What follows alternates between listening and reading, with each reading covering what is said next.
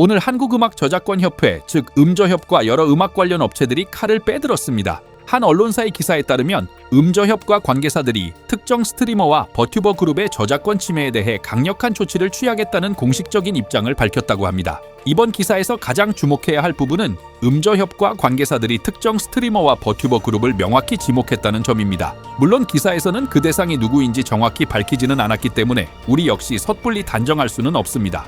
기사에 따르면 음저협에 전달된 자료에는 팬 커뮤니티 등에서 이루어진 음원 불법 유통, 원작자의 허락 없는 무단 번안 커버곡, 그리고 리믹스나 편집을 통해 원곡을 교묘하게 회피하려 한 커버곡 등 구체적인 저작권 침해 사례들이 포함되어 있다고 합니다. 여기서 번안곡이란 원곡의 멜로디는 그대로 사용하면서 가사만 다른 언어로 바꾸어 부르는 것을 의미하는데요. 원작자의 허락 없이는 이 역시 저작권 침해에 해당할 수 있습니다. 이에 대해 음저협은 게시물 중단 요청은 물론 저작권 사용 계약 및 저작권료 징수, 그리고 유튜브 영상을 직접 제재할 수 있는 DMCA 조치까지 포함된 여러 조치를 진행하고 있다고 밝혔습니다. DMCA는 단순히 검색에서 제외되는 가벼운 조치가 아니라 저작권자가 요청할 경우 유튜브 채널에 저작권 위반 경고를 보내는 제도인데요. 이 경고가 3번 누적되면 채널 자체가 해지될 수 있습니다. 이번 사태가 이전의 저작권 논란들과 다른 점은 음저협뿐만 아니라 다수의 음악 기획사들까지 직접 행동에 나섰다는 점입니다. 한 대형 글로벌 기획사 관계자는 상황이 심각하다고 판단해 법무팀에 관련 내용을 전달했다며 필요시 법적 조치에 나설 것이라고 밝혔습니다.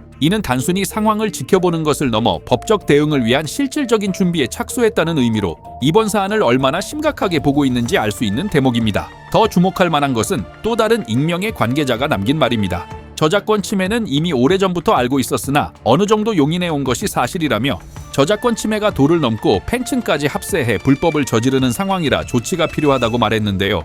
이 발언은 인터넷 방송계의 저작권 문제에 대한 업계의 속내를 엿볼 수 있는 매우 중요한 부분입니다. 사실 개인 방송에서의 커버곡이나 2차 창작은 팬 활동의 일환이라는 명목 아래 저작권의 그레이존에서 어느 정도 용인되어 온 것이 현실입니다. 하지만 특정 스트리머와 팬덤의 규모가 거대해지고 그 영향력이 커지면서 상황이 달라진 것이죠. 단순히 팬들끼리 즐기는 수준을 넘어 불법 음원 파일을 팬카페와 공유 사이트에서 유통하고 팬덤의 규모를 등에 업고 원작자의 권리를 무시하는 행태가 반복되자 더 이상은 묵과할 수 없는 선을 넘은 행동으로 판단한 것으로 보입니다. 결국 이번 사태는 암묵적으로 용인되던 그레이존이 끝나가고 있음을 보여주는 상징적인 사건입니다. 과거에는 팬 활동이라는 이유로, 그리고 영리적인 목적이 아니라는 이유로 저작권 침해 문제들이 크게 공론화되지 않았습니다. 하지만 스트리머와 버튜버가 하나의 거대한 산업으로 성장한 지금 모든 활동은 상업적인 영향력에서 자유로울 수 없습니다. 커버곡 영상 하나가 수백만 조회수를 기록하고 팬들이 만든 콘텐츠가 널리 퍼져나가는 상황에서 우리는 돈을 벌지 않았으니 괜찮다는 주장은 더 이상 통하기 어렵습니다. 원작자는 자신의 창작물이 어떤 방식으로 소비되고 있는지 알 권리가 있으며 그에 따른 정당한 대가를 받을 권리가 있기 때문입니다.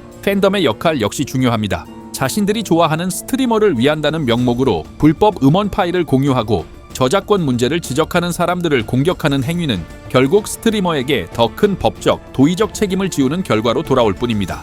팬심은 결코 불법 행위에 대한 면죄부가 될 수 없습니다. 또한 가장 큰 문제는 바로 저작권료 징수입니다. 기사에 따르면 음저협은 해당 버튜버 그룹의 팬카페와 커뮤니티에서 이루어진 음원 불법 유통에 대해 법무 검토가 끝나는 대로 저작권료 징수 등의 조치에 들어갈 것이라고 밝혔습니다. 과거 수백 곡의 음원이 무단으로 사용된 한 팬게임에 대해 거액의 사용료가 청구되었던 사례를 고려하면 팬카페에서 이루어진 수많은 불법 공유에 대해서는 과연 얼마의 사용료가 책정될지 그 규모를 짐작하기조차 어렵습니다. 이번 사태는 단순히 음원 저작권 문제로 끝나지 않을 것으로 보입니다. 해당 기사를 작성한 기자는 음원 외에도 영상물과 캐릭터, 콘텐츠 등에 대한 여러 침해 사례를 관계사들에 전달했고 그에 대한 답변을 정리하고 있다고 밝혔습니다. 이는 아직 수면 위로 드러나지 않은 또 다른 저작권 관련 문제들이 터져 나올 수 있음을 시사하는 대목입니다.